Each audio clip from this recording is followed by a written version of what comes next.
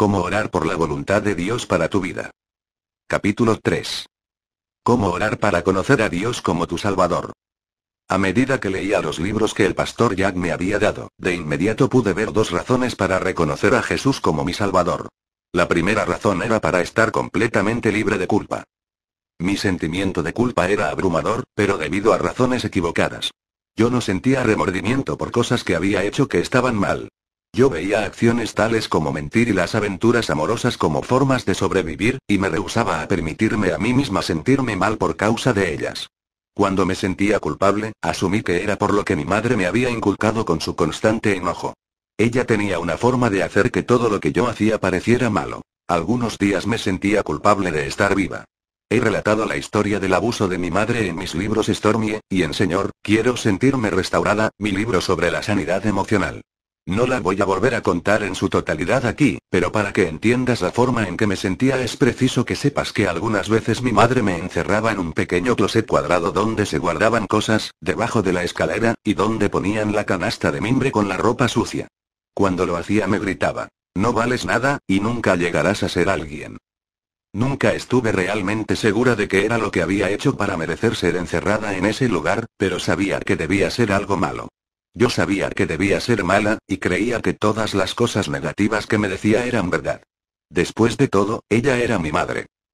Todo el mundo siente algo de culpa por los errores del pasado.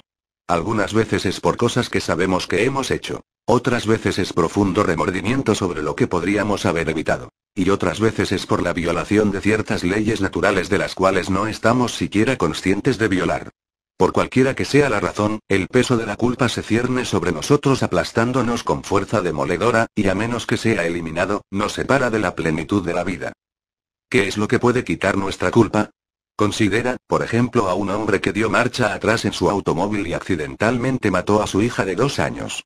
O la mujer que tomó drogas mientras estaba embarazada y dio a luz un hijo con daños cerebrales. ¿Y qué diremos de la madre que accidentalmente disparó y mató a su hijo que llegaba a casa tarde creyendo que era un ladrón?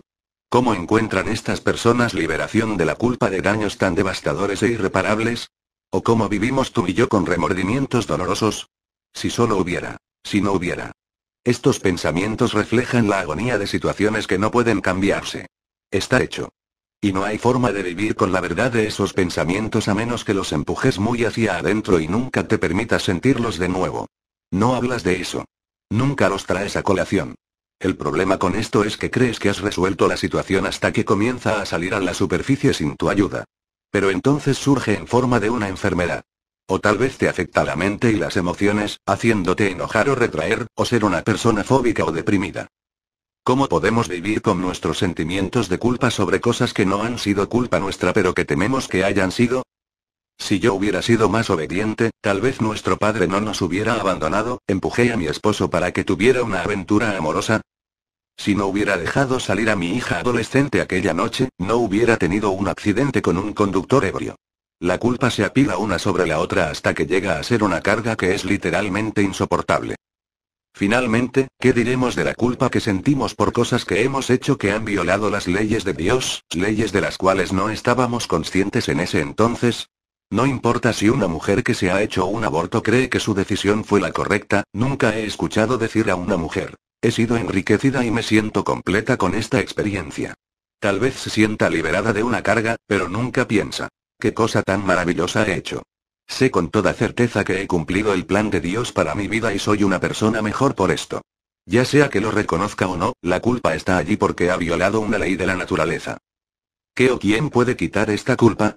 Que una amiga te diga: no te preocupes, no ha sido culpa tuya, no debes culparte a ti misma, nunca quita lo que sientes por dentro. Solamente el perdón de Dios puede hacer eso. Cuando recibimos a Jesús, de inmediato quedamos libres de la paga de nuestros pecados pasados. Por primera vez en mi vida me sentí libre de tener que enfrentar el fracaso de mi pasado a cada momento. La segunda razón importante para recibir a Jesús fue tener la paz de saber que puedo tener seguridad en mi futuro. Y no solamente puedo tener seguridad en mi futuro eterno, porque Jesús dijo que todo el que cree en Él tendrá vida eterna, Juan 6:40, sino que también puedo tener seguridad en mi futuro en esta vida. Dios nos promete que si lo reconocemos, Él nos guiará a donde debemos ir, Proverbios 3:6. Esto no quiere decir que en forma instantánea vamos a tener todos los problemas resueltos y nunca más sentir dolor, sino que dentro de nosotros tendremos el poder de alcanzar todo nuestro potencial. Nunca podremos encontrar una seguridad más grande que esta. Vida antes de la muerte. Cuando Jesús murió en la cruz, también resucitó de los muertos para romper el poder de la muerte sobre cualquier persona que recibe su vida. Jesús venció a la muerte, ya sea al final de nuestra vida o en las múltiples situaciones que enfrentamos todos los días. En la muerte de nuestros sueños, finanzas, salud o relaciones, Jesús puede traer vida para resucitar esas cosas que han muerto en nosotros. Por lo tanto, no debemos sentirnos sin esperanzas. Él también le da a todos los que lo aceptan, una calidad de vida que es significativa, abundante y plena. Él trasciende todas nuestras limitaciones y nos capacita para hacer cosas que nunca hubiéramos podido hacer aparte de Él. Jesús es el único con poder y autoridad sobre las emociones o esclavitud que nos torturan. Él es el único que puede darnos vida antes de la muerte como así también vida de aquí en adelante. Sin Él morimos un poco todos los días. Con Él llegamos a tener más y más vida. Cuando Terry y yo nos reunimos con el pastor Jack a la semana siguiente para la primera de nuestras reuniones, él me preguntó directamente: bien, ¿qué piensas de los libros que te di? Creo que son la verdad, respondí con una confianza que no era característica en mí. ¿Quisieras recibir la vida de Dios en tu vida? Me preguntó abiertamente. Sí, respondí sin vacilación. Sí, quiero eso y quiero todo lo que Dios tiene para mí. Ese día, en el mes de octubre de 1970, decidí creer que Jesús era quien Él decía que era y recibirlo en mi vida. Después de orar aquella oración con el pastor Jack, Terry y yo estábamos saliendo de su oficina cuando él tomó del brazo a un joven que pasaba por allí. Stormy, quiero que conozcas a Paul, mi pastor asistente, me dijo. Dile lo que acaba de pasar.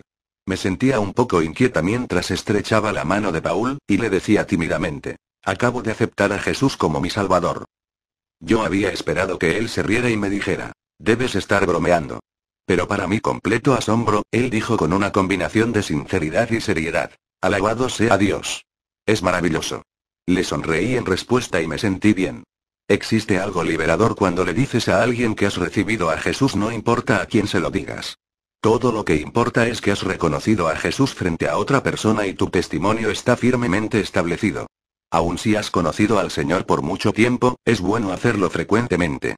Tu creencia en Él debe ser reconfirmada en forma periódica.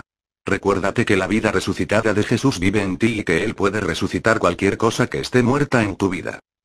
También es bueno que escribas la fecha en que recibiste a Jesús en tu Biblia o en un registro que no vayas a tirar a la basura. Esto registra tu nuevo día de nacimiento, para que si alguna vez estás confundida o tienes duda de que haya sucedido, lo tendrás escrito con toda claridad. Una de mis amigas nació de nuevo 6 o 7 veces porque sus emociones eran muy frágiles, y tenía la mente tan borrosa por la opresión, que nunca estaba segura de haberlo hecho bien la primera vez. Eso no es necesario. Tú nunca naces de nuevo por casualidad. Cuando recibes a Jesús, es porque Dios el Padre te está acercando a Él. Jesús dijo: nadie puede venir a mí si no lo atrae el Padre que me envió. Juan 6:44, Nueva Versión Internacional. Una vez que el Padre te atrae, está hecho, de una vez por todas. Eres liberada de la culpa, tu futuro está seguro, y eres salva de la muerte en todas las esferas de tu vida. El cristianismo es una relación viva con Dios a través de Jesucristo, su Hijo. La salvación no es simplemente algo que Jesús hizo por nosotros. Es Jesús viviendo en nosotros. Tal vez tú naciste en una familia cristiana o has asistido a una iglesia cristiana toda tu vida, pero si no le has dicho a Dios que quieres recibir a Jesús, no has nacido dentro del reino de Dios. No lo puedes heredar, obtenerlo por osmosis, un trasplante, un implante, o por simplemente desearlo. Tienes que declarar tu fe delante de Dios. Después que acepté a Jesucristo, comencé a hablarles a mis amigos acerca de mi experiencia, particularmente a mi mejor amiga, Diane. Siempre habíamos sido amigas íntimas, y ahora no podíamos compartir la experiencia más importante de mi vida. Habíamos participado del ocultismo juntas, y ella creía que yo estaba loca por involucrarme con este asunto de Jesús. Un día, sin embargo, ella me llamó y se sentía muy deprimida. El Señor en realidad haría una diferencia en tu vida, le dije. Jesús no es como los dioses de los que estudiamos en el ocultismo. Esos dioses no tienen el poder de darnos la libertad. Jesús tiene ese poder. Él te puede liberar de tu depresión. Aparentemente la convencí de la mayor diferencia que el Señor había hecho en mi vida, porque me pidió que orara con ella para recibir a Jesús como su Salvador. Era la primera vez que yo guiaba a una persona al Señor, y estaba nerviosa en cuanto a hacerlo bien. Pero yo había escuchado al pastor Jack conducir a personas al Señor con su manera tan conmovedora, y recordaba algunas de las cosas que él decía. La oración a continuación es similar a la que le pedí a Diane que orara. Si quieres recibir a Jesús en tu vida, puedes también orar esta oración. Oraciones. Para recibir a Jesús como Salvador. Jesús, reconozco que tú existes. Creo que eres el Hijo de Dios, como dices que eres. Aunque es difícil entender un amor tan grande, yo creo que tú diste tu vida por mí, para que yo ahora pueda tener vida abundante y eterna. Te pido que me perdones por no vivir de acuerdo a tus caminos. Te necesito para que me ayudes a llegar a alcanzar la plenitud que tú diseñaste para mí. Ven a mi vida y lléname con tu Espíritu Santo. Que todo lo que está muerto en mí salga por el poder de tu presencia, y hoy cambia mi vida para que tenga un nuevo comienzo. Si no te sientes cómoda con esta oración, entonces háblale a Jesús como le hablarías a un buen amigo, y confiesa que has cometido algunos errores. Dile que no puedes vivir sin él. Pídele que te perdone y que venga de vivir en tu corazón. Dile que lo recibes como Señor, y agradécele por su vida eterna y su perdón. Si quieres renovar tu compromiso con tu Salvador, ora la siguiente oración. Para renovar tu compromiso con Jesús como tu Salvador. Jesús, reconozco tu presencia en mi vida.